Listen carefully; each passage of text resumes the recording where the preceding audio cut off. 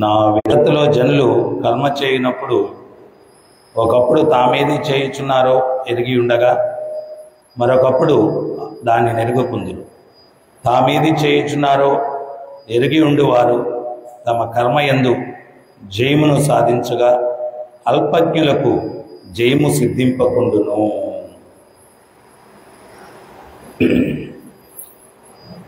ప్రత్యేకించి ఈ యొక్క శ్లోకం మానవాళికి చాలా చాలా సందేశాత్మకమైనటువంటి శ్లోకం.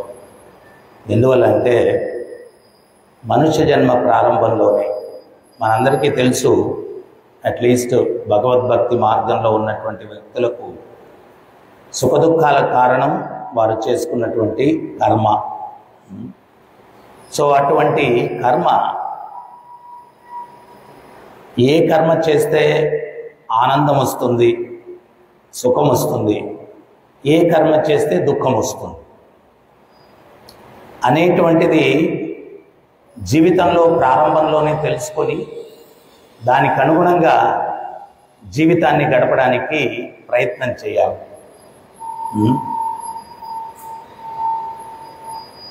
చాలామందికి ఏ కర్మ చేయాలో తెలియదు. అందుకని మనకు సనాతన సంస్కృతిలో విద్య అంటే పురుషార్థాలు. ఆ పురుషార్థాల్లో మొట్టమొదటిది ధర్మం. ధర్మం, అర్థం, కామం, మోక్షం. అంటే చివరిగా మోక్షం.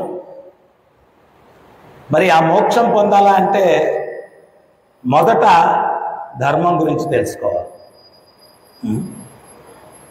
ఆ ధర్మం గురించి తెలుసుకొని దానికి అనుగుణంగా నడుచుకోకుండా నేను మోక్షాన్ని పొందుతాను అంటే కుదరదు. ఇక్కడ కర్మ బంధింపబడి ఉన్నాం.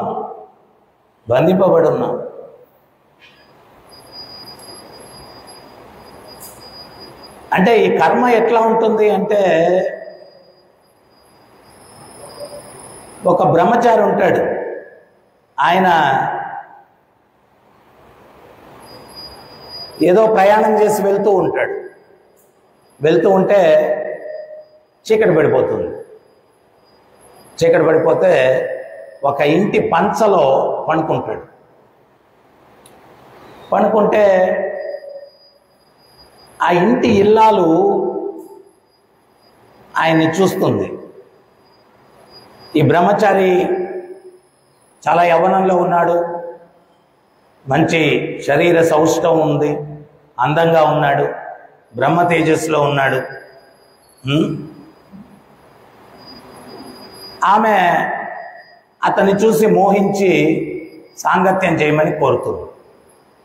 ఆయన తిరస్కరిస్తాడు.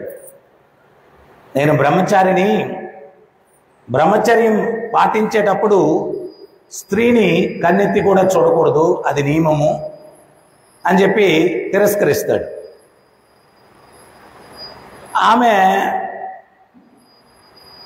ఆ తిరస్కరణ చాలా అవమానంగా భావించి అతనితో సాంగత్యం చేయాలన్నటువంటి భావన వికృత రూపం దాల్చి అతన్ని శిక్షించాలా అని చెప్పి ఆమె ఏం చేస్తుంది అంటే పెద్ద పెద్దగా అరుపులు కేకలు పెడుతుంది అనమాట. ఆ ఊరు జనాలందరూ కూడా వస్తే నన్ను బలాత్కారం చేయబోయాడు అని చెప్పి నింద వేస్తుంది ఆ బ్రహ్మచారి మీద. నింద వేస్తే ఆ ఊరి జనాలందరూ కూడా పెద్ద మనుషులు చేరి వీడిని శిక్షించాలా అని చెప్పి, ఏ రకమైన శిక్ష అంటే కుడి చేతిని ఖండించేయాల. కుడి చేతిని ఖండించేయాల. చేతిని ఖండించేస్తాడు. ఈ బ్రహ్మచారి చాలా చాలా విలపిస్తాడు, చాలా దుఃఖిస్తాడు. అరే, నేను జీవితంలో ఏ పాపం చేయలేదు. ఒక్కటి మనం గమనించాల్సింది ఏంటి అంటే, మొన్న కూడా ఎవరో ప్రశ్నించారనమాట, పాపం అన్నటువంటిది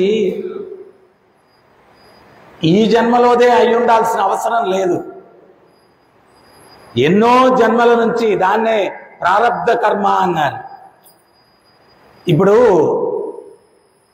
ఒక జన్మలో చేసుకునేటువంటి కర్మలు ఆ జన్మలో మనకు ఆయుష్ ఉండే లోపల అనుభవించడానికన్నా ఎక్కువ ఉన్నాయనుకోండి, అప్పుడు అది బ్యాలెన్స్ ఏమవుతుంది అంటే నెక్స్ట్ జన్మకు క్యారీ ఫార్వర్డ్ అవుద్ది. నెక్స్ట్ జన్మకి అది వస్తుందన్నమాట. సో ఆ నెక్స్ట్ జన్మలో ఆ కర్మలు అనుభవించాలి. ఇతడు భగవంతుణ్ణి ప్రార్థిస్తాడు, స్వామి నేను ఈ జన్మలో ఏ పాపము చేయలేదు, మరి నాకు ఈ దుస్థితి ఏంటి, నాకు ఈ దుస్థితి ఏంటి? భగవంతుడు అశరీరవాణిగా సమాధానం చెప్తాడు. ఒక పూర్వజన్మలో నువ్వు ఒక బ్రాహ్మణుడివి. ఒకరోజు నదీ తీరంలో కాలకృత్యాలు తీర్చుకొని వెళ్తూ ఉన్నావు. ఒక కసాయి వాడు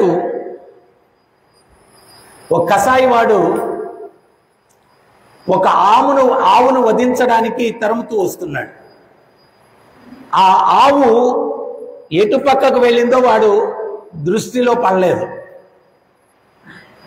వాడు నిన్నొచ్చి అడిగాడు, ఆ ఆవు ఎట్లా వెళ్ళింది అన్నాడు. నువ్వు ఒక గోవుని బ్రాహ్మణుని ప్రాణరక్షణ చేయడానికి అబద్ధం ఆడచ్చు, కానీ నువ్వు నేను ఒక బ్రాహ్మణుడిగా అబద్ధం చెప్పడం ఏంటి అని చెప్పి ఆ ఆవు ఇట్లా పోయింది అని చూపించావు. ఆ కసాయి వాడు వెళ్ళి ఆ ఆవుని వధించేశాడు. సో నీవు ఏ చేత్తో ఆవు ఎట్లా వెళ్ళింది అని చూపించావో ఆ చేయే ఖండింపబడింది, ఆ చేయే ఖండింపబడింది. ఏ ఆవైతే వధింపబడిందో ఆ ఆవే ఆ స్త్రీ, ఆ ఆవే ఆ స్త్రీ. ఇక్కడ ఇప్పుడు శాస్త్రాల్లో అబద్ధం చెప్పకూడదు అని ఉంది, కానీ కొన్ని సమయాల్లో నువ్వు చెప్పొచ్చు, అది నువ్వు మిస్ అయిపోయావు. దానివల్ల ఏం జరిగింది? సో భగవంతుడు ఇక్కడ ఏం చెప్తున్నాడు అంటే, మనుష్య జీవితంలో ప్రత్యేకించి నీవు చేయదగినటువంటి కర్మలేంటి, చేయకూడని కర్మలేంటి తెలుసుకోవాలి. చాలామంది విద్యా విధానంలో ధర్మం గురించి లేదు కదా మనిషి తెలుసుకునేదానికి. అందుకని తెలిసో తెలియకో రోజు కర్మలు చేసి చేసి చేసి చేసి మన పూర్వీకులు చాలా ప్రశాంతమైన జీవితాన్ని గడిపారు, చాలా శాంతిగా జీవితాన్ని గడిపారు. మరి మనకెందుకు ప్రతి ఒక్కరికి కూడా రకరకాల బాధలు బాధలు బాధలు? ఎందువల్ల బాధలు అంటే మనం ఆ ప్రకృతి నియమాలు తెలుసుకొని దానికి అనుగుణంగా జీవితాన్ని గడపట్లేదు. పిచ్చి పిచ్చిగా జంతువుల్లాగా జీవితాన్ని గడుపుతున్నాం. దానివల్ల కర్మంతా వస్తుంది. ఇక్కడ ఈ బ్రాహ్మణుడు గోవు ఎట్లా పోయింది అంటే ఇటు చూపించాడు, దానికే ఎంత శిక్ష పడిందో చూడండి. అంటే ఒక ప్రాణం పోయింది.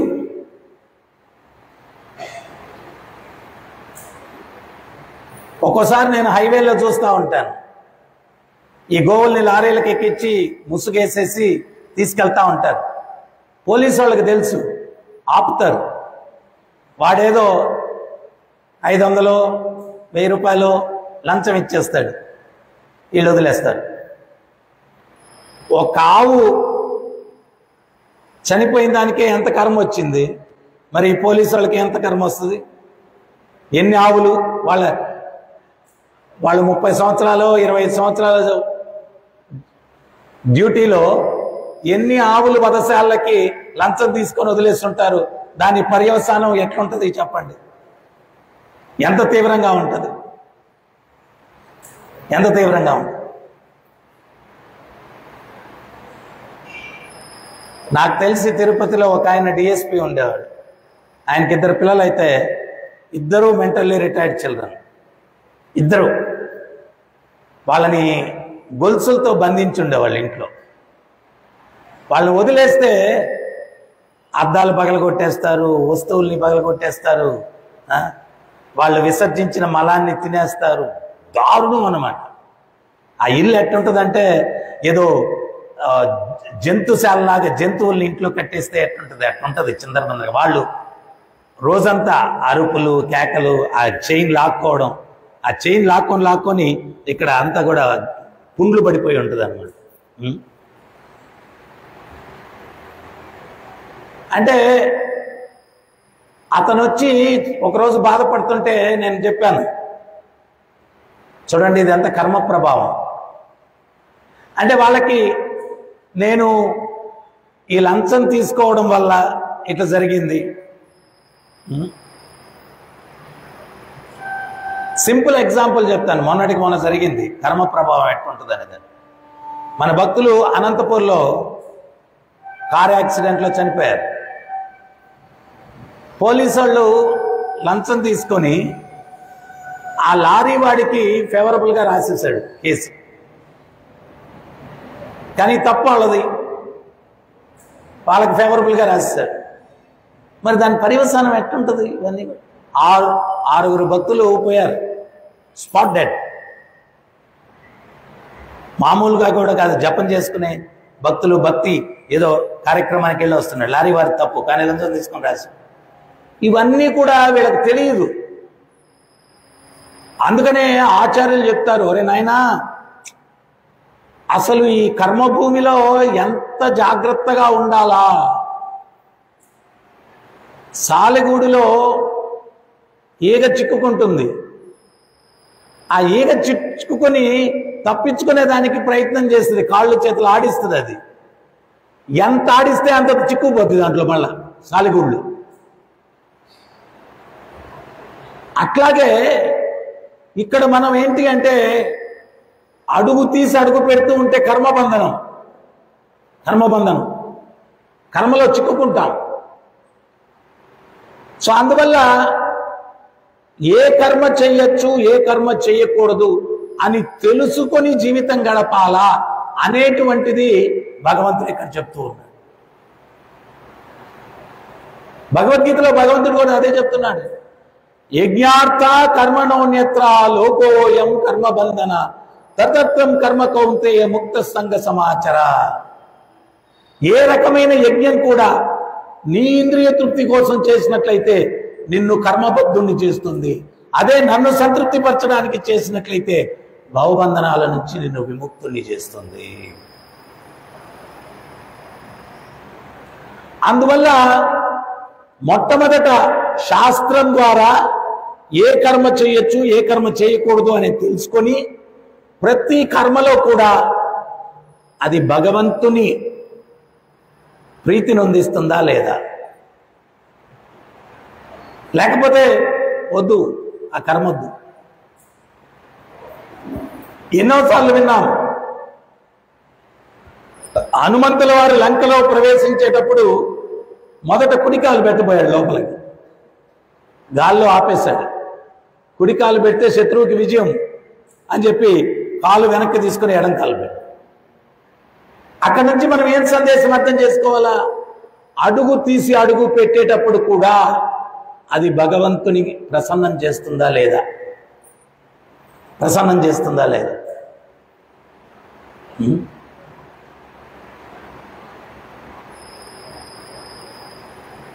అనుకూలమైందైతే అనుకూలమైన ఫలితం వస్తుంది.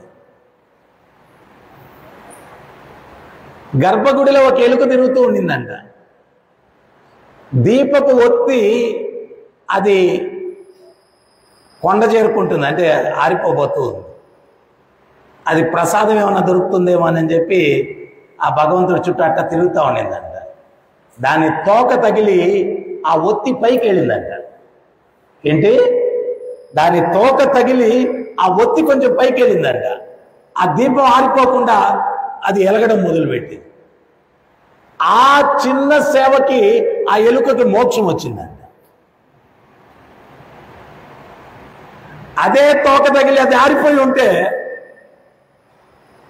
నరకానికి పోయిండు, నరకానికి పోయిండు.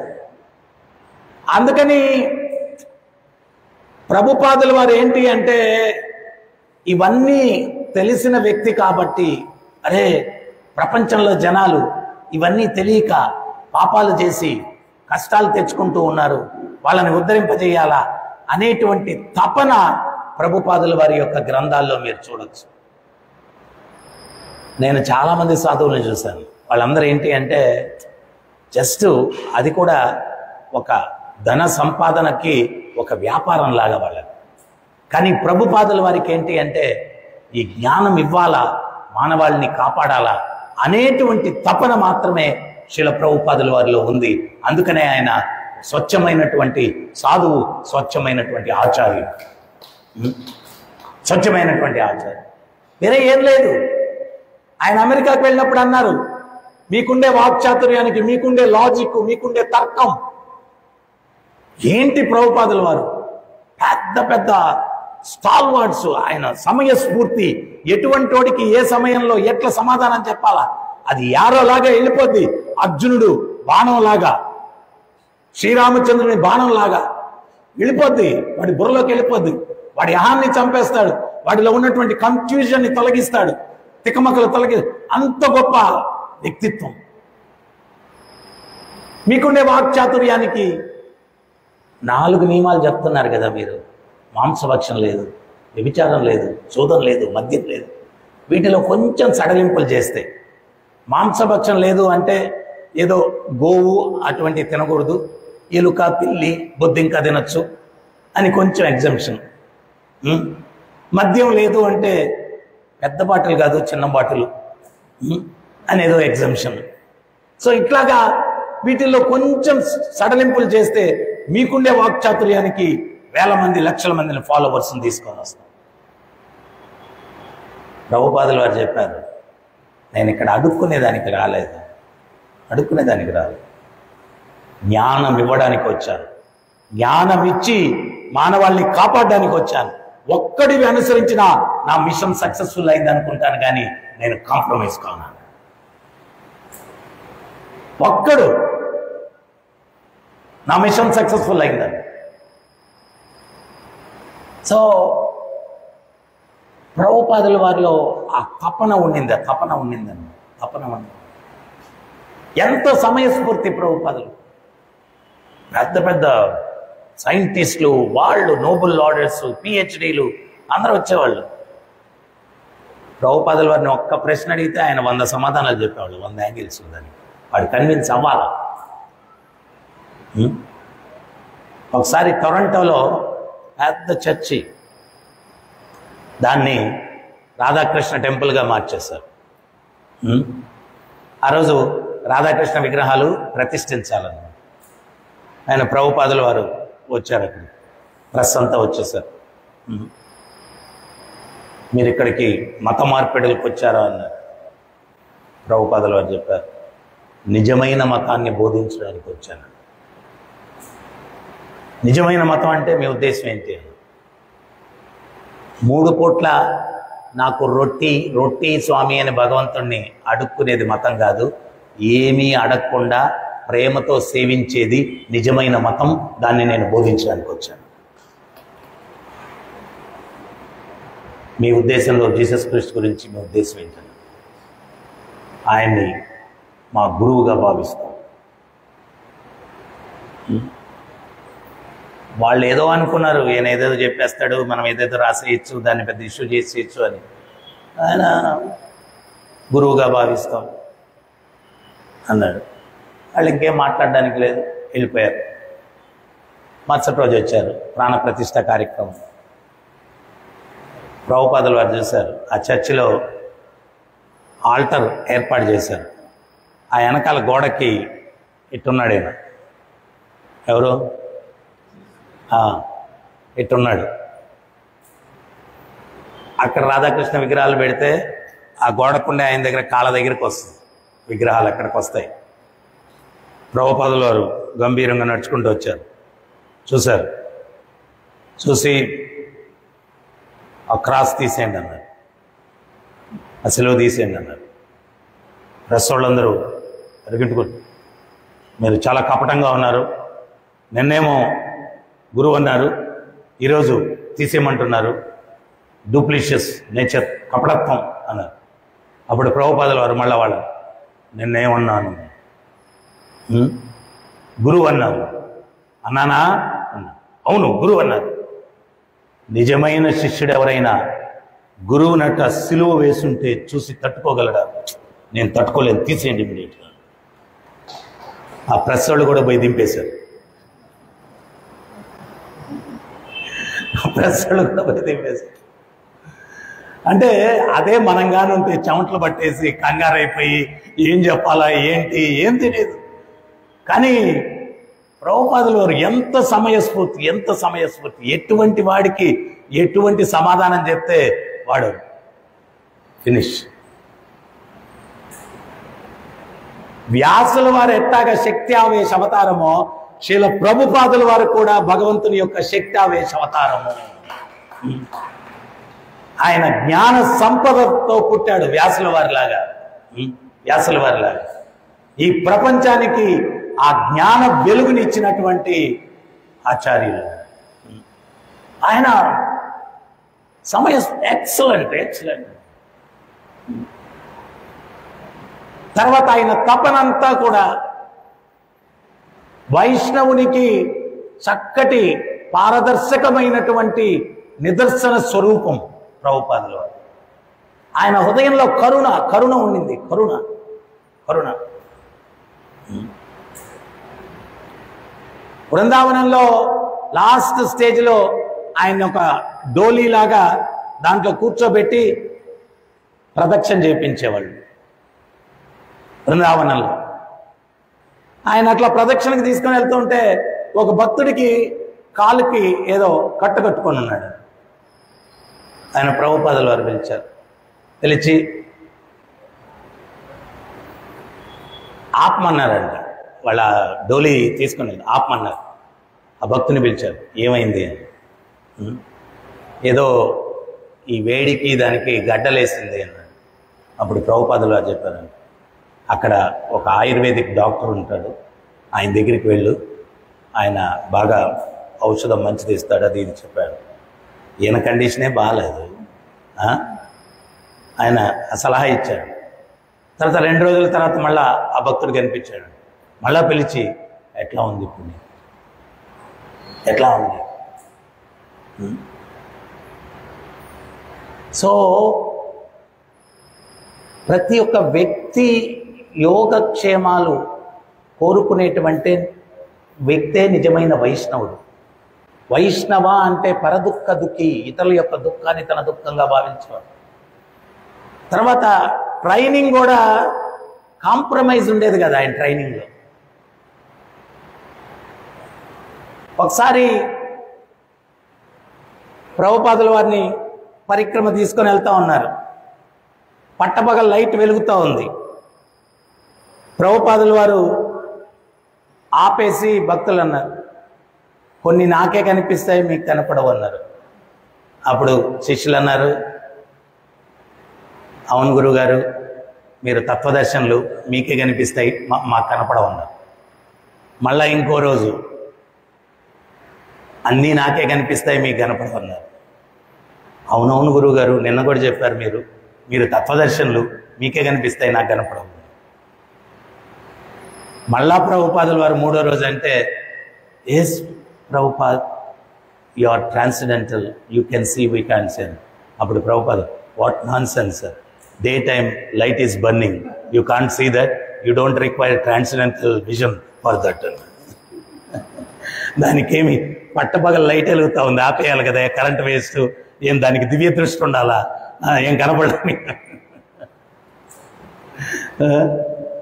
షాండిలైర్లో కూడా బూజు ఉంది, నాకే కనిపిస్తుంది, నీకు కనపట్లేదు, కొంచెం తుడిచేయడు దాన్ని. సో ఒక్కోసారి ప్రతిదీ ఒకసారి ప్రభుపాదుల వారు వర్షాకాలం ఆయన కీర్తన చేస్తూ ఉన్నారు. ఆ లైట్ చుట్టూ ఈ పురుగులు ఉంటాయి కదా, వర్షాకాలంలో వస్తాయి, అవి తిరుగుతూ ఉన్నాయి. ప్రభుపాదుల వారు అట్లా చూస్తూ ఉన్నారు. ఆయన డివోటీస్ వచ్చి, ఏంటి ప్రభుపాద ఎప్పుడు చూడనట్టు ఆ యొక్క పురుగుల్ని అట్ట చూస్తూ ఉన్నారు. అప్పుడు ప్రభుపాదుల వారు చెప్పారు, భగవంతుడి యొక్క క్రియేషన్ చూడు, కొన్ని వందల పురుగులు ఆ లైట్ చుట్టూ ఎంత వేగంగా తిరుగుతున్నాయి, కానీ ఒక్కొక్కటి క్రాష్ అవ్వట్లేదు, కొట్టుకోవట్లేదు, అది గుద్దేసుకోవట్లేదు. మనం 2-3 విమానాలు తయారు చేస్తే అవి ఒకదాన్ని ఒకటి గుద్దుకొని పడిపోతూ ఉంటాయి అప్పుడప్పుడు. సో భగవంతుడి క్రియేషన్ చూడు, అవి తిరుగుతూ ఉన్నాయి, అవి ఒకటి గుద్దుకోవట్లేదు. అంటే ఆయన చాలామంది అడుగుతారు కదా, మీరు భగవంతుడిని చూస్తున్నారా, చూడగలరా, చూస్తారా? ప్రభుపాదుల వారు అన్నారు, చూడకుండా ఎట్ట ఉండగలమన్నారు. అంటే ఒక తత్వదర్శనుడైనటువంటి ఒక శుద్ధ భక్తుడు ప్రతి ఒక్క యాక్టివిటీలో కూడా ఆ భగవంతుణ్ణి చూస్తూ ఉన్నారు ప్రభుపాదుల వారు. ప్రతి దాంట్లో ఆ పురుగులు తిరుగుతూ ఉంటే ఒకదానొకటి గుద్దుకోలేదంటే చూడు భగవంతుని యొక్క క్రియేషన్ ఎంత అద్భుతంగా ఉంది అంటే అది భగవంతుని చూడటమే, అది భగవంతుని చూడటమే. ఈరోజు మనం మాట్లాడుతున్నాం, ఆ శక్తి ఎవరిస్తున్నారు? భగవంతుడు ఇస్తూ ఉన్నారు, భగవంతుడు ఇస్తూ ఉన్నారు. ఇప్పుడు ఈ మాటలు కూడా ఆ పరమాత్మ లోపల కూర్చొని ఒక్కొక్కటి అందికపోతే రాదు కదా, రాదు కదా, రాదు. అది ఆయన ఒక టాపిక్ తర్వాత ఇంకోటి ఏంటి, మత్త స్మృతి జ్ఞానమపోహనం చ, జ్ఞాపక శక్తి ఆయన ఇవ్వాలా, ఇవ్వకపోతే ఆ ఫ్లో రాదు, ఆ ఫ్లో రాదు. సో అందుకని మనం మొట్టమొదట ఏంటి అంటే ఆ భగవంతుణ్ణి సర్వత్రా చూడగలిగినటువంటి వ్యక్తులతోటి సాంగత్యం చేయాలా, సర్వత్రా చూడగలిగినటువంటి వ్యక్తి. నాకు ఈ మధ్యకాలంలో నేనేనో ఇస్కానికి రాకముందు వేరే ఆధ్యాత్మిక గ్రంథాలు అవి కూడా చాలా ట్రై చేశాం, కానీ దేంట్లో కూడా పూర్ణత్వం కనిపించలేదు, క్లారిటీ లేదు. అసలు మీరు ఊహించుకోలేరు, ఈ పేజీలో ఒకటి ఉంటుంది, ఈ పేజీలో ఒకటి ఉంటుంది, రెండిటికి కాంట్రడిక్టరీ, సంబంధం ఉండదు. ఈ పేజీలో చెప్తారు భగవంతుడికి రూపం లేదు అంటారు, ఈ పేజీలో చెప్తారు దివ్యమంగళమైనటువంటి రూపం భగవంతుడికి అంటారు, ఆయన గుణగణాలను వర్ణిస్తారు. అరే ఏంటి కాంట్రడిక్టరీ?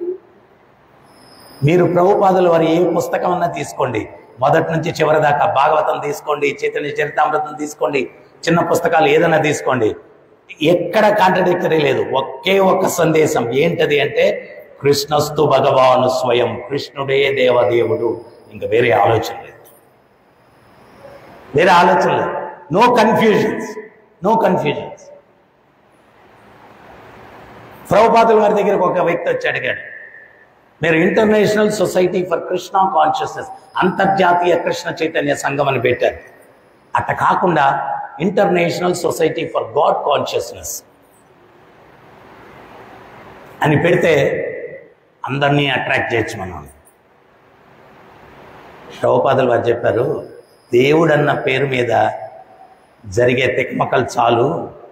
దేవుడు ఎవరో తెలియని వ్యక్తి గాల్లోకి గాడ్ కాన్షియస్ అని పెడతాడు, దేవదేవుడు ఎవరో నాకు బాగా తెలుసు, కృష్ణుడే, అందుకని international society for Krishna consciousness అని పెట్టాడు.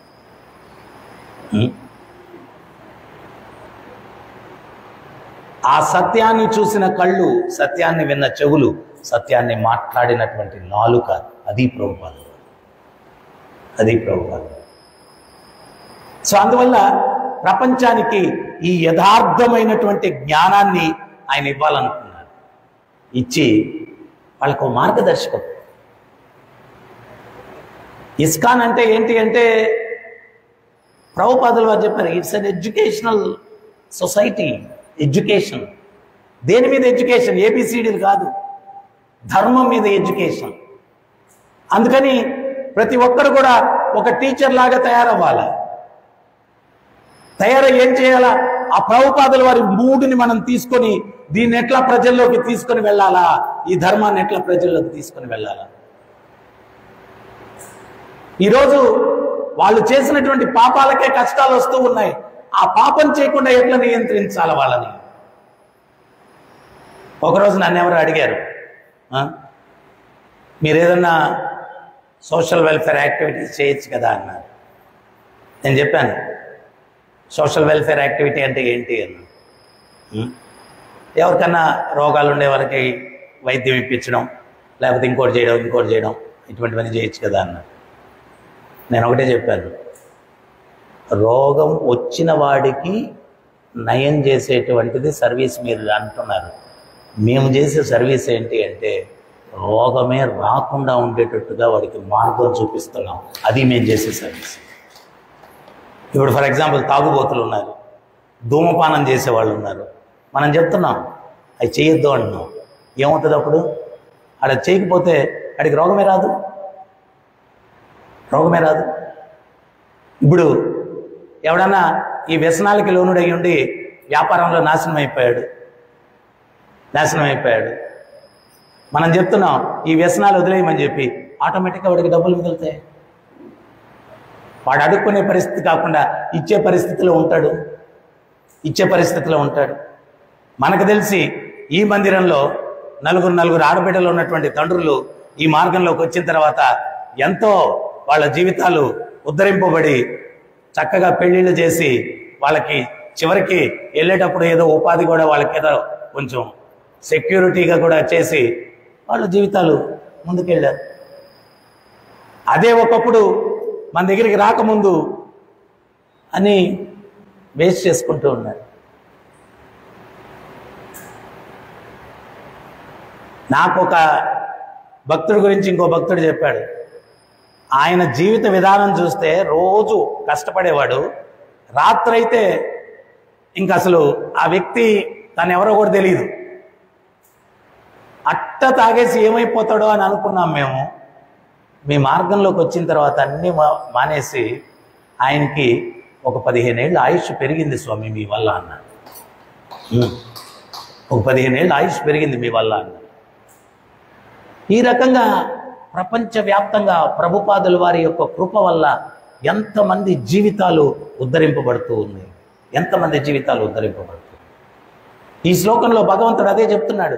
కర్మ, నువ్వు ఏం కర్మ చేయాలా, ఏం కర్మ చేయకూడదు తెలుసుకొని జీవనాన్ని గడపాలా. ప్రపంచానికి ఈ జ్ఞానాన్ని ఇవ్వాలనుకున్నటువంటి ఏకైక ఆచార్యులు శ్రీల ప్రభుపాదుల వారు. ఆయన రుణాన్ని మనం తీర్చుకోవాలంటే ఖచ్చితంగా మనం ఆయన వల్ల ఉద్ధరింపబడ్డాం. అదే నలుగురికి ఇవ్వడానికి మనం ప్రయత్నం చేయాలి. ప్రభుపాదుల వారు అంటారు, పెన్సిలిన్ బ్రదర్స్ ఇన్సులిన్ కనుక్కున్నప్పుడు వాళ్ళు పెన్సిలిన్ వాళ్ళ కుటుంబానికి ఉంచుకోలే, ప్రపంచానికి ఇచ్చేశారు. ఇప్పుడు దాన్ని వాడితే పోతున్నారు అనుకోండి, అప్పట్లో అదే మందు. సో వాళ్ళు ఏదైనా కనుక్కున్న వ్యక్తులు వాళ్ళ ప్రపంచానికి ఇస్తున్నారు. ఇంత గొప్పది మనం కనుక్కున్నాం, మనం ఇవ్వాలా, ఇతరులకు ఇవ్వాలి. చైతన్య మహాప్రభు చెప్పినట్టుగా యారే దేకే తారే కహే కృష్ణ ఉపదేశ్, ఎవరిని కలిసినా ఎవరితో మాట్లాడినా ఆ కృష్ణుని యొక్క సందేశాన్ని ఇవ్వాలా, అది మన తపనై ఉండాలి. అంతేగాని జస్ట్ ఏదో రొటీన్గా ఈరోజు బాలభోగ పరిస్థితి ఏంటి, రాజభోగ పరిస్థితి ఏంటి, శయనభోగ పరిస్థితి ఏంటి, మెడిటేషన్ అంతా దానివల్ల ఏదో ప్రసాదం దొరికితే అయిపోయింది జీవితం. కాదు, ఇవన్నీ ఏముంది జరుగుతాయి, వాటి గురించి పెద్ద విశేషం కాదు. వైష్ణవుడు అంటే కరుణ ఉండాలి. ఈ జీవులు ఆ కృష్ణుని గురించి, నిజమైన తండ్రి గురించి తెలియని దానివల్ల వాళ్ళు పడేటువంటి అగచాట్లు, వాటి నుంచి వాళ్ళని ఎట్లా ఉద్ధరింపజేయాలి. సో అందువల్ల ఈ మానవాళి యొక్క సంక్షేమాన్ని కోరుకునేటువంటి ఏకైక సంస్థ ఇస్కాన్ సంస్థ, ఏకైక ఆచార్యులు శ్రీల ప్రభుపాదులు వారు. సో దాన్ని మనం ఎప్పుడు కూడా బలం చేసి సమాజంలోకి వెళ్ళి ఈ యొక్క ధర్మాన్ని అందరూ తెలుసుకునేటట్టుగా చేసి ఆ ధర్మానికి అనుగుణంగా వాళ్ళు జీవించేటట్టుగా చేసినప్పుడే భగవంతుడు తృప్తి చెందుతాడు. అందుకనే భగవంతుడు గీతలో కూడా నాకు ఇష్టమైన కార్యక్రమం ఏంటి అనేది చెప్పాడు. ఈదం పరమం గుఖ్యం మద్భక్తైశ్వ విదాశతి భక్తి మయి పరాకృత్వం మమే వైశసి అసంశయ. ఈ పరమ రహస్యాన్ని ఇతరులకు ఎవరైతే బోధిస్తున్నారో వాడు నాకు మిక్కిలి ప్రీతిపాత్రుడు. ఎక్కడన్నా ఇప్పుడు అక్కడ గోవుల దగ్గరికి ఎవరో వస్తారు, హరే కృష్ణ కార్డు ఇచ్చి మంత్రం చెప్పండి, ఒక 2 విషయాలు చెప్పచ్చు. వాళ్ళు ఏదో గడ్డి పెట్టాలా, పూజ చేయాలి. స్టాల్లోకి వస్తారు, ప్రసాదం స్టాల్లో ఖాళీగా ఉంటే ఒకరే వస్తే కార్డు ఎక్కడ చూసినా భక్తి వినోద్ ఠాకూర్ చెప్పాడు నామహట్ట అన్నాడు. నామహట్ట, నామహట్ట అంటే నామాన్ని విక్రయించేటువంటి ప్రదేశము. నామహట్ట అంటే నామాన్ని అమ్మేటువంటి ప్రదేశము, నామాన్ని అందరికీ ఇచ్చేటువంటి ప్రదేశము. సో ఈ మందిరం ఇంత గొప్పగా ఎందుకు కట్టాము అంటే జనులు వచ్చినప్పుడు వాళ్ళకి ఈ నామాన్ని ఇవ్వాలా, ఈ నామాన్ని ఇవ్వాలా, ఏదో ఒక రకంగా నామాన్ని ఇవ్వాలి. ప్రతి ఒక్కరి ధ్యేయం అదే ఉండాలా, ప్రతి ఒక్కరి ధ్యేయం.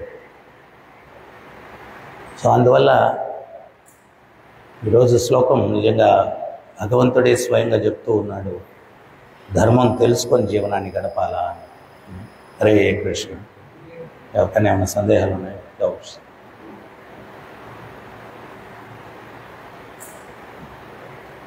Any doubts?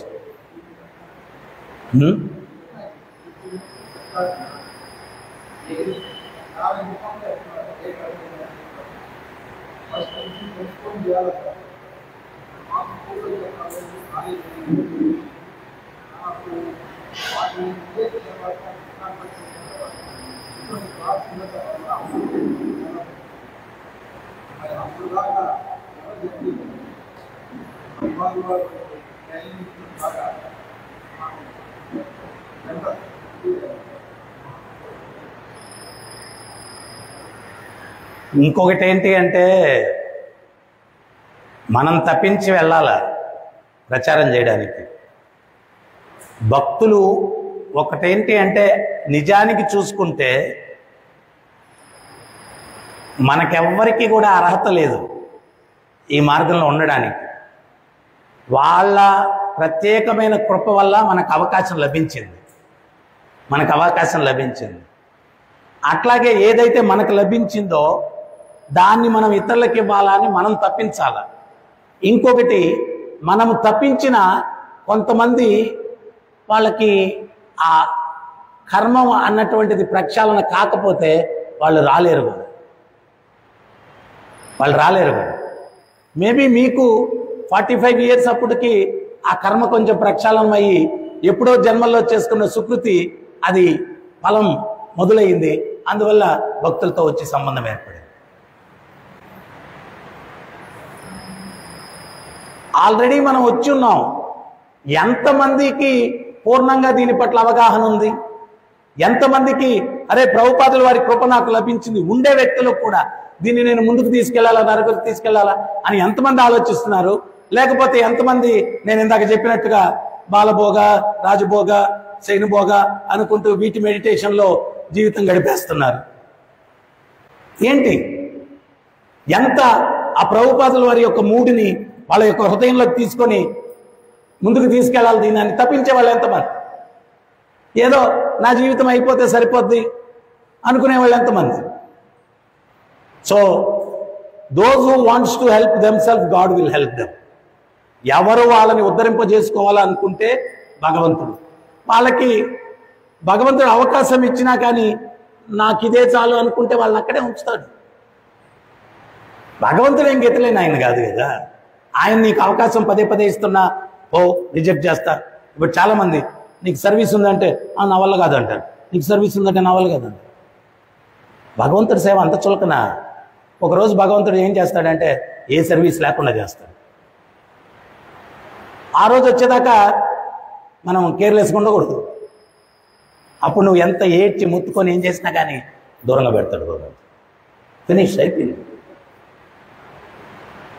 నేను చెప్పాను కదా ఆ మధు అనే కథ, జగన్నాథుని గెలవడానికి వెళ్తాడు. మళ్ళీ విభీషణుడు వస్తే చైతన్య మహాప్రభు దగ్గరికి వెళ్తే ఆ సన్యాసిని ఎందుకు గెలవడం అని చెప్పి వెళ్ళాడు. భగవంతుడు అంటాడు ఆడికి నా మీద ఇంట్రెస్ట్ లేదు, డబ్బు మీద ఉంది, నీ దగ్గర డబ్బు ఉంది కదా ఏమైనా ఇచ్చి నేను కలవను. ఫినిష్. మహాప్రభు ఇవ్వలేదు దర్శనం.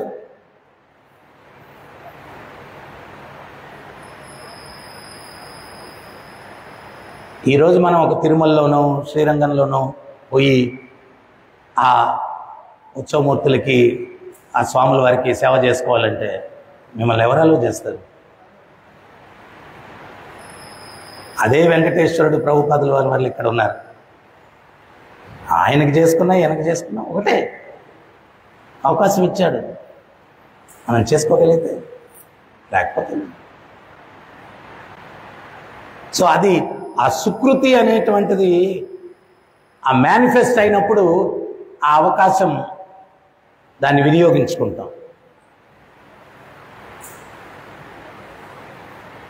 సో అందువల్ల నెవర్ ద లేట్ అని చెప్పి అంటారు. ఇప్పుడు ఎట్టో మొదలే వచ్చిందో, మధ్యలో వచ్చిందో, చివరిగా వచ్చిందో, వచ్చిన దగ్గర నుంచి కొంచెం గట్టిగా పట్టుకోవాలి. తర్వాత ఇంకోటి ఏంటి అంటే వయస్సు ఎక్కువైపోయినప్పుడు భక్తిలోకి వచ్చినప్పుడు కొంచెం సీరియస్గా దాన్ని మీకు చేయాలి. ఇప్పుడు మీరు గమనించండి, ఎవరైనా పిల్లడు హాఫ్ ఇయర్లీ ఎగ్జామ్ అయిపోయిన తర్వాత వాడిని స్కూల్కి తీసుకెళ్ళి మాకు ట్రాన్స్ఫర్ అయ్యిందండి, అందువల్ల స్కూల్ ఇక్కడికి మార్చాల్సి వచ్చింది, కొంచెం అడ్మిషన్ ఇవ్వండి అంటే అప్పుడు అక్కడ హెడ్ మాస్టర్ చెప్తాడు, నాకేం లేదు అడ్మిషన్ ఇస్తాను, పోర్షన్ చాలా అయిపోయింది, హోంవర్క్ కొంచెం ఎక్కువ చేయాల్సి వస్తాడు. ఎందుకంటే లేట్ కమర్. సో వయసు అయిపోయిన తర్వాత వచ్చిన వాళ్ళు లేట్ కమర్స్ కొంచెం సీరియస్గా భక్తి చేసుకునే దానికి ప్రయత్నించాలి. అబ్బా ప్రభుజీ ఎంత చక్కగా చెప్పారు. అందుకని యంగ్గా ఉండే వాళ్ళకి చాలా సమయం ఉంది, ఏం చెప్పినా కొంచెం కేర్ఫుల్గా ఉండాలి చెప్పడానికి. అట్టని చెప్పి యంగ్గా ఉండేవాడు ఏం బక్కెడది అన్నట్లేదా? పదం పదం. అదే ధ్రువుడిని అడుగుతారు నారదముని, అరే 5 సంవత్సరాల వయసులో గొడవలు ఆడడం, కొట్లాడడం ఇవన్నీ ఉంటాయి, దానికి అమ్మాయిని అన్నీ వదిలేసి వచ్చారని నేను తపస్సు చేస్తారా? జీవితం బాగా అనుభవించు, చివరి దశలో రా, అప్పుడు భక్తి చేసుకో. అప్పుడు ధ్రువుడు, నాకు ఒక్క ప్రశ్న ఉంది నారదమునీంద్ర, దానికి సమాధానం చెప్పండి, మీరు చెప్పినట్టు నేను అనుసరిస్తాను. జీవితం అంతా అనుభవించేసి చివరి దశలో భక్తి చేసుకునే దానికి రమ్మంటున్నారు కదా, నేను ఎప్పుడు పోతాను అని ఏమన్నా, చివరిదాకా బతుకుంటానని ఏమన్నా గ్యారంటీ ఏమన్నా ఉందా? పదం పదం ఎత్తిపదం. పుట్టినోడు పోతున్నాడు, సంవత్సరానికి పోతున్నాడు, 5 సంవత్సరాలు పోతున్నాడు, 10 సంవత్సరాలు పోతున్నాడు, ఎప్పుడైనా పోతాడు. సో నేను చివరి దశ దాకా, వృద్ధాప్యం వచ్చేదాకా పోకుండా ఉంటానని మీరు ఏమైనా గ్యారంటీ ఇవ్వగలరా? అట్లాంటిది ఏమన్నా ఉందా? నారదముని దగ్గర సమాధానం లేదు. శబాష్, నేను పెట్టిన పరీక్ష గెలిచావు, మంత్రోపదేశం చేసి చేయి తపస్య అన్న, చేయి తపస్య అన్న. సో వయస్సు అయిపోయిన తర్వాత మనం వస్తే ఆ భక్తిలో సీరియస్నెస్ పెంచుకునే దానికి పోనిచ్చి ఇంకా ప్రాపంచికం ఉపయోగం. అంబరీషుడు వీళ్ళందరూ సవై మన కృష్ణ పాదార విందయో, ఆ మనస్సు ఎప్పుడు కృష్ణుడి పాదాల మీద ధ్యానంలో ఉండాలి. వాచాంసి వైకుంఠ గుణానువర్ణనే. ఎవరితోన్నా మాట్లాడితే పాలిటిక్స్ కాదు, అది చెత్త చెదారం అవి కాదు మాట్లాడదు. కృష్ణుని గురించి మాట్లాడాలంటే నాకేం తెలుసుకో, కృష్ణుని గురించి తెలుసుకో, టైం అయిపోతుంది. వాచాంసి వైకుంఠ గుణానువర్ణనే, ఆ వైకుంఠ గుణాలను వర్ణించాల, మాట్లాడితే అది ఉండాలి కృష్ణతత్వం. చేతులు ఆయన సేవలో ఉండాల. కరోర్ హరేర్ మందిర మాజ్జనాదిషు. చేతులు అంబరీషుడు చక్రవర్తి, కో అంటే 1 కోటి మంది సేవకులు ఉంటారు, కానీ ఆయన స్వహస్తాలతో మందిరాన్ని శుభ్రం చేసేవాడు. ఇవన్నీ అర్థం చేసుకుని జీవితాన్ని గడపడానికి ప్రయత్నం చేయాలి. అదే ఈ శ్లోకంలో చెప్తున్నాడు. చేయదగిన కర్మ ఏంటి, చేయకూడని కర్మ ఏంటో తెలుసుకొని మనం జీవితం గడపాలా. హరే కృష్ణ. రజనాథ్ గారు, క్లియర్ అయిందా మీ డౌట్? క్లియర్ అయిందా మీ డౌట్ అన్న?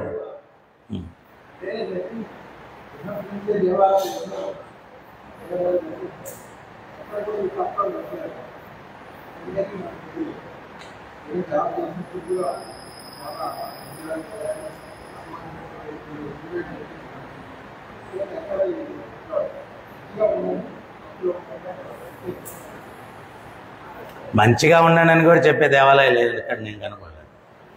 మీరేదో చాలా ప్రత్యేకమైన దేవాలయాలకు వెళ్ళినట్టున్నారు. అది కూడా చెప్పరు ఏమి. సో అదే మన దురదృష్టం. Temple is the place for learning అన్నారు ప్రభుపాదులు వారు. జ్ఞానానికి కూడలది టెంపుల్. జ్ఞానం ఇవ్వాలి. సో అందువల్ల ఇప్పుడు మనం కూడా ఏంటి అంటే ఆ జ్ఞానం ఇవ్వాలా అనేటువంటి మూడ్ కానీ డెవలప్ చేసుకోకపోతే అప్పుడు ఏమవుతుంది అంటే, నేను ఇంతకుముందు ఎప్పుడో లాంగ్ బ్యాక్ చెప్పాను, దశావతారాల దగ్గర ఒక్క పూజారిలాగా మనం కూర్చొని ఉంటాం. ఇది నా టెరిటరీ, ఇక్కడ వచ్చే డబ్బులు నావి, అర్చన చేస్తాను అది చేస్తాను అని చెప్పి ఒక్కో దశావతారం దగ్గర ఒక్కరు కూర్చుంటాము. ఆయన కలెక్షన్ అంతే, ఇంకా జ్ఞానం లేదు పాడు లేదు, అట్లా అయిపోద్ది. సో అట్లా కాకుండా ఇది జ్ఞానం ఇవ్వాలా, అది ప్రభుపాదుల వారి మూడ్ అని. Temple is the place for learning. Hare Krishna.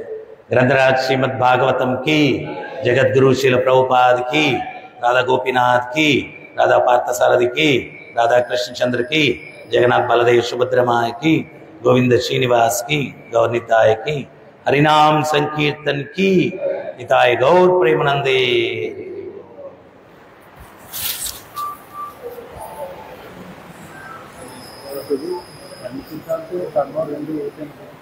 కర్మ సిద్ధాంతం